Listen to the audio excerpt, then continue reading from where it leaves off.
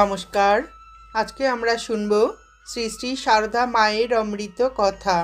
মায়ের কথা শুনব মায়ের গৃহী ভক্ত শ্রীমতী সরজুবালা দেবীর স্মৃতিতে।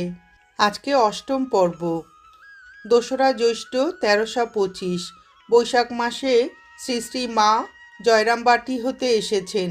ম্যালেরিয়া জ্বরে ভুগে মার চেহারা দীর্ণ শীর্ণ। একটু সুস্থ হলেই দেখা করা উচিত মনে করে এবং তার অসুস্থ শরীর বলে এখনও কাউকে বড় একটা দর্শন করতে দেওয়া হচ্ছে না শুনে এতদিন দেখতে যায়নি। পরে মেয়েদের আসতে বাধা নাই। আজ এই মর্মে চিঠি পেয়ে গিয়ে দেখি মা পাশের ঘরটিতে শুয়ে আছেন, দেহ অত্যন্ত শীর্ণ। আমাকে দেখেই বললেন, এসো মা, এতদিনে এলে গো? হ্যাঁ মা, কবেই তো আসতুম, কিন্তু শুনেছিলুম